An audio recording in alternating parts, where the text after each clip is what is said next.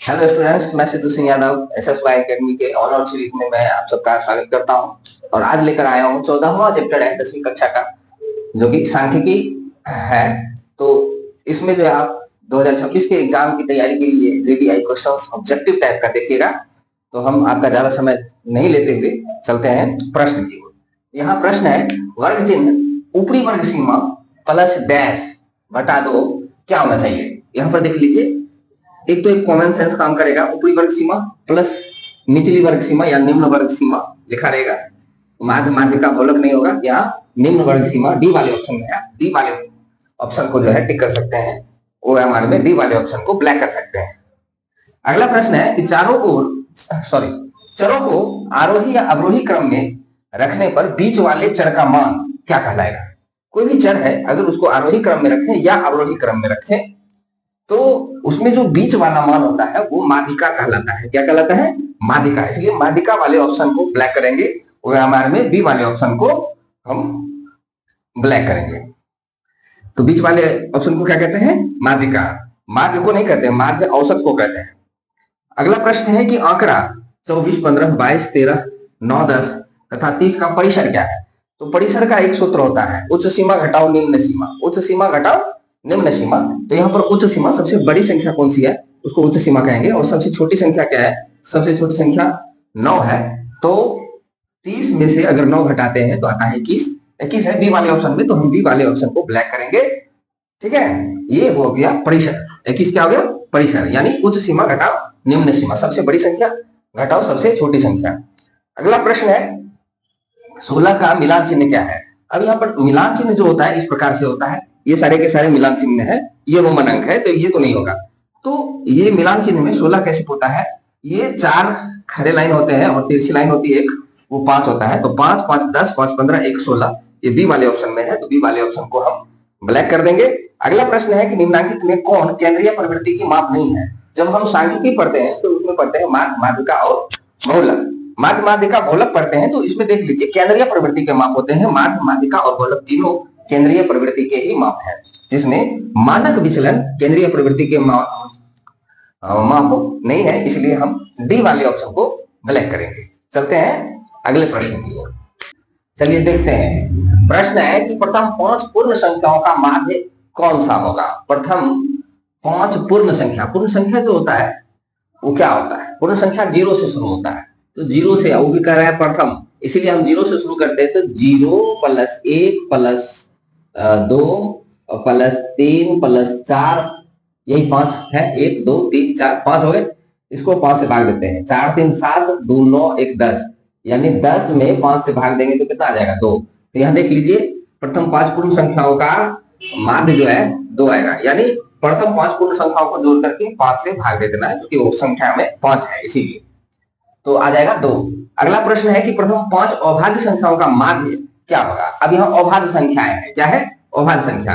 अभाज्य संख्या है प्रथम 5 अभाज्य, यानी 1 है, 2 है, 3 है, 5 है और 7 है।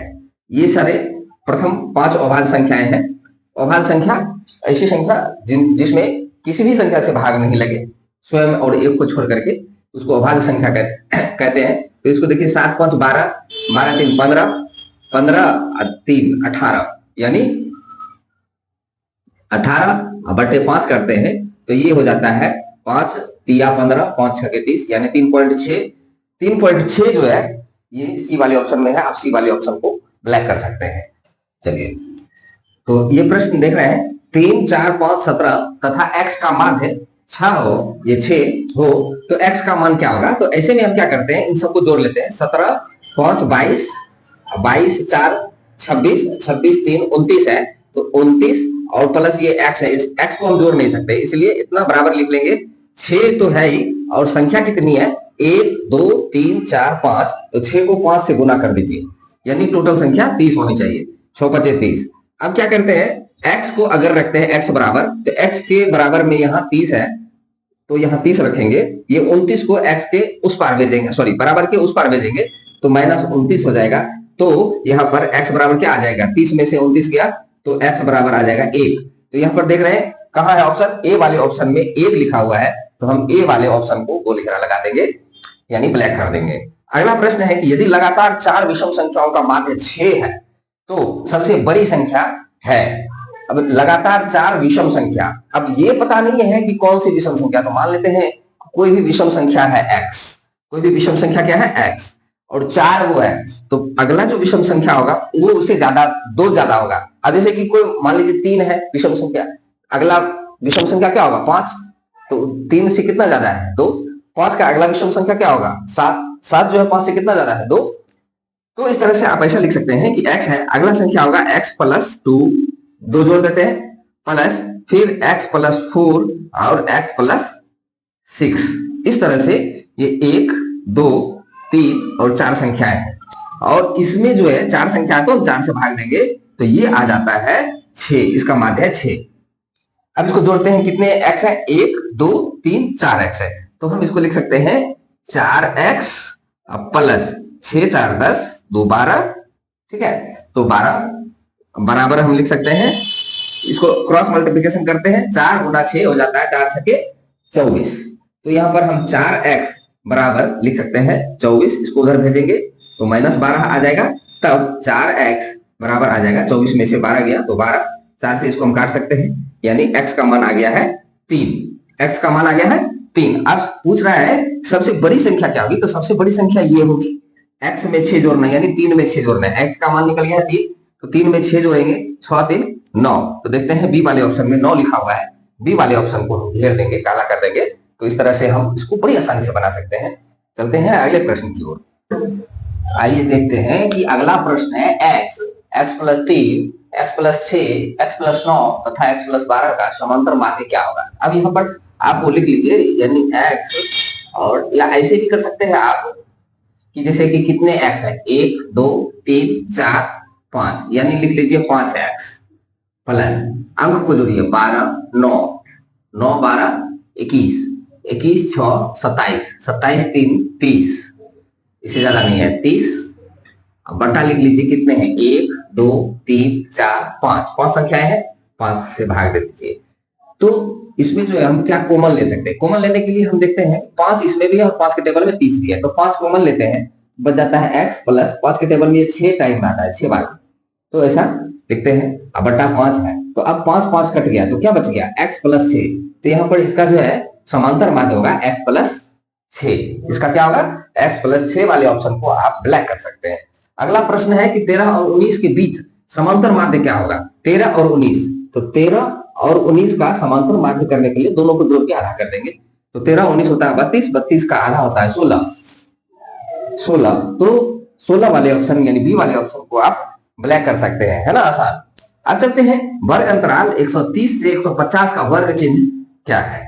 अब वर्ग चिन्ह बराबर, जब जो हम सबसे पहले ही पढ़े हैं, ऊपरी सीमा प्लस निम्न सीमा बटे 2, तो उसी तरह से 130 प्लस 150 बटे 2 करते हैं, तो क्या हो जाता है 280 बटे 2, काट देते हैं तो ये आ जाता है 140, जो कि 140 सी वाले ऑप्शन में है, तो सी वाले ऑप्शन को हम ब्लैक कर सकते हैं।